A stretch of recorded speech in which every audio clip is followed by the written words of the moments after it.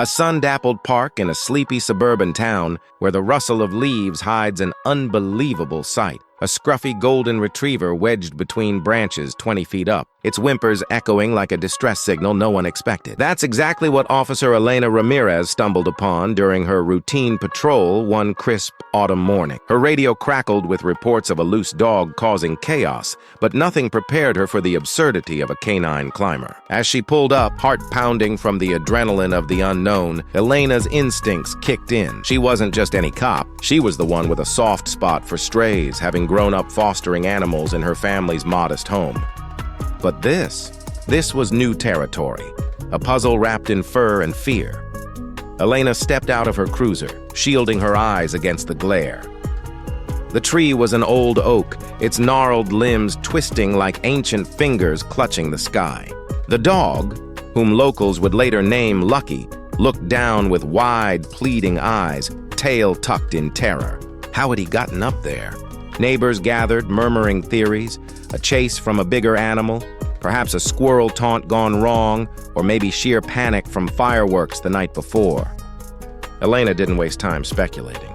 She radioed for backup, but the station was short-staffed, and the fire department was tied up with a minor fender bender across town. It was up to her. Drawing on her training in crisis intervention, she assessed the situation. No ladder in sight, but her utility belt held a rope and harness from recent search and rescue drills. This wasn't protocol, but compassion rarely follows a script. With steady hands, Elena looped the rope around a lower branch, testing its strength.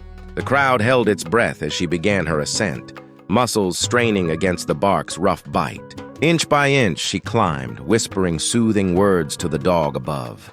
"Easy there, buddy. I'm coming for you." Her mind raced with memories of her own childhood pet, a mutt named Max who'd once gotten stuck in a fence, teaching her the quiet power of patience in rescues. Psychological studies show that acts of kindness like this trigger a rush of oxytocin, bonding rescuer and rescued in ways that linger long after. But as Elena neared the top, a branch creaked ominously, hinting at the fragility of the moment. What if the tree gave way? What unseen dangers lurked in this impulsive act?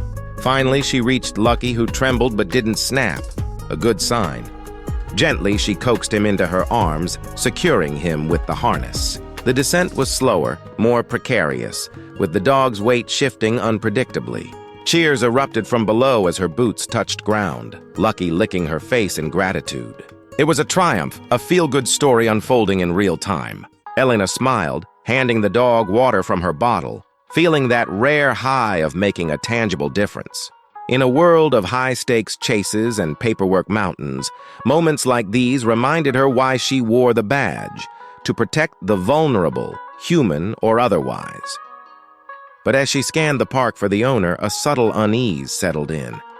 Lucky's collar was frayed, no tags, and his ribs showed through matted fur. Was this just a freak accident or the start of something deeper?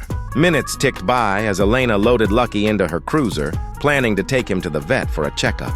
The crowd dispersed, snapping photos that would soon flood social media, turning her into an overnight hero. She drove slowly, windows cracked for the fresh air, Lucky panting contentedly in the back. That's when it hit. A sharp, acrid smell wafting from the nearby woods. Smoke? Elena's training snapped her to attention. She pulled over, radioing dispatch about a possible fire. But as she stepped out, the something terrible began to unfold. A low rumble echoed, not thunder but something mechanical, unnatural.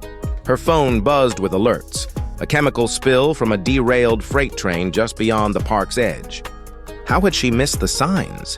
The dog must have sensed it first, fleeing in panic up the tree to escape the encroaching haze. Rushing back to the car, Elena's heart sank. Lucky was convulsing, foam at his mouth. Exposure to the toxins? No, it was worse.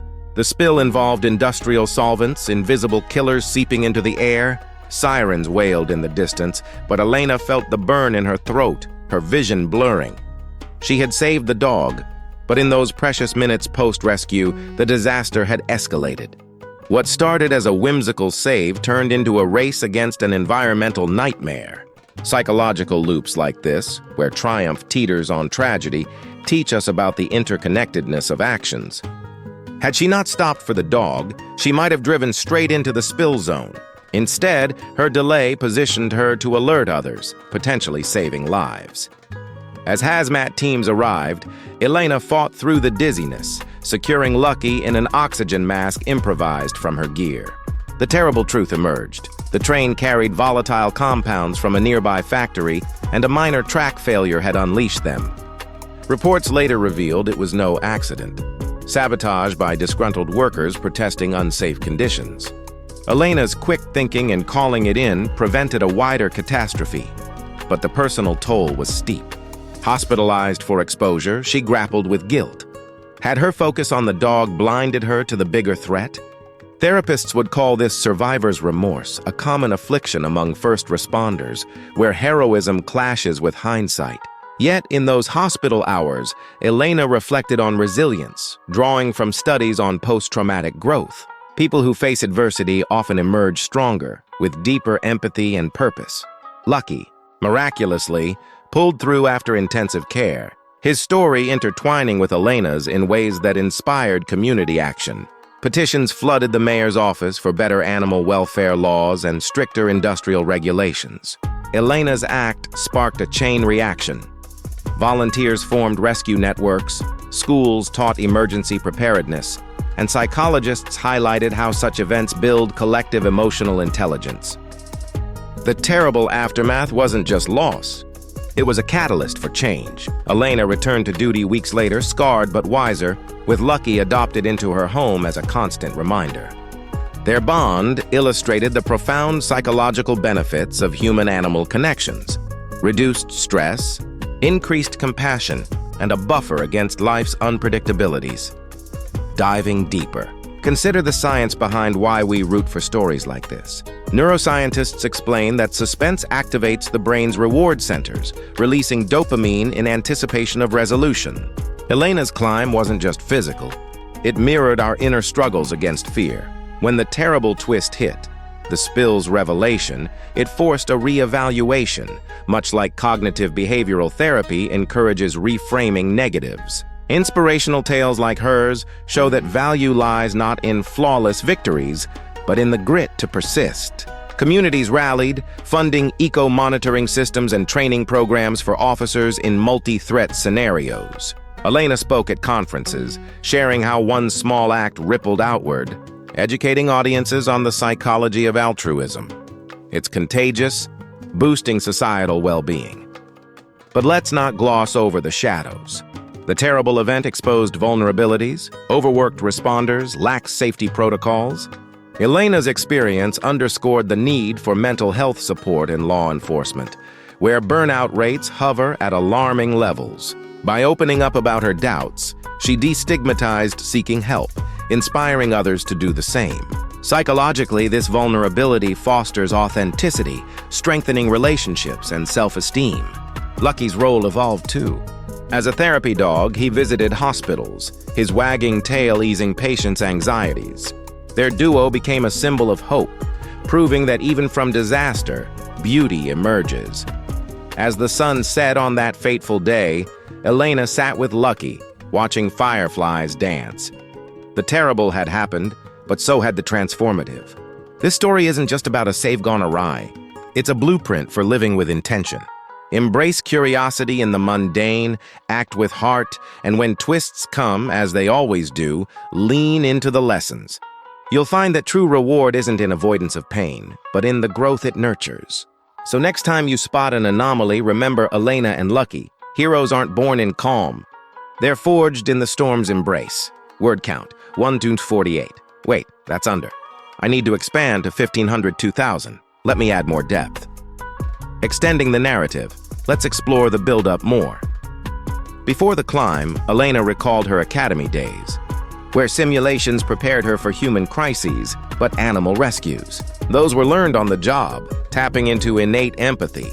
Research from animal behaviorists reveals dogs climb trees rarely, usually in extreme fear, their claws gripping bark in desperation. Lucky's predicament likely stemmed from the impending spill's fumes, disorienting him. This detail adds layers. Nature's warnings often go unheeded until too late.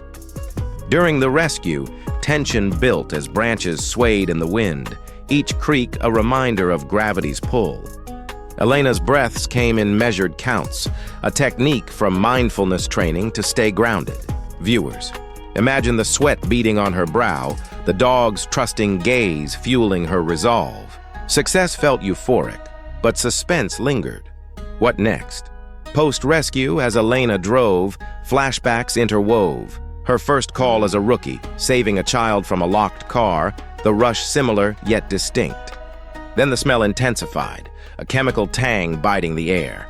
Pulling over, she spotted the haze creeping from the tracks, derailed cars like fallen giants.